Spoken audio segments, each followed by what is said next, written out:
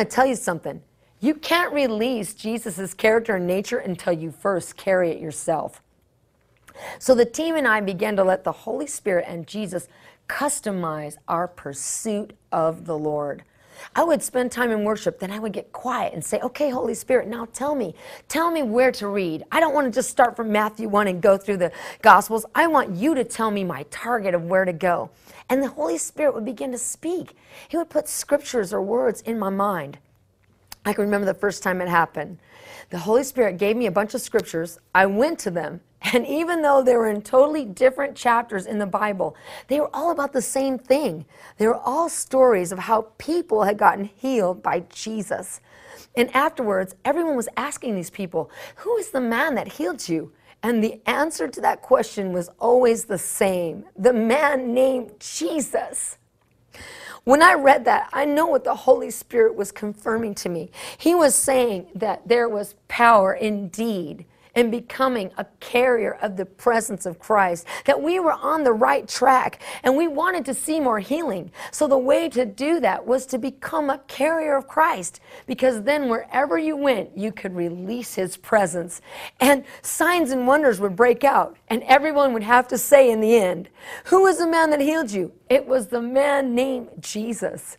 As I got that revelation, suddenly the Holy Spirit spoke to me again. And I heard John 14:12 in my mind. When I went to it, I knew God was even more confirming to me the truth and the power about becoming a carrier of the presence of Christ. This is what it said, and it's Jesus speaking. He said, I assure you, most solemnly I tell you, if anyone steadfastly believes in me, he himself will be able to do the things that I do, and even greater things than these will he do. Wow. Holy Spirit was saying, you're on the right track. If you continue to pursue another level of Jesus, even greater things than these will you do. How is that possible? How is it possible to do even greater things than Jesus? When you become a carrier of him and you walk into a room or a meeting or into a store or into your own home, you're not healing the sick, you're not driving out demons, you're just releasing the presence of Christ, and he is doing it. When you carry the presence of the King of Kings and you release him, then every other demonic king in that room or on anyone will have to bow the knee to Jesus. Wow, when my team and I let the Holy Spirit customize our pursuit, we had one supernatural encounter after another. Right after that happened, the Lord spoke to me again. He said, now I'm going to get you cleaned up for that revelation. And he gave me more scriptures that when I went to them, even though they were in totally different parts of the Bible, they were all about Jesus getting you cleaned up. So I began to decree those scriptures over myself, and I felt a warming in my physical heart. And I knew right then I was literally getting a healing in my heart. But Jesus wasn't done, because that night I was laying in bed meditating on the Lord, and I had an encounter.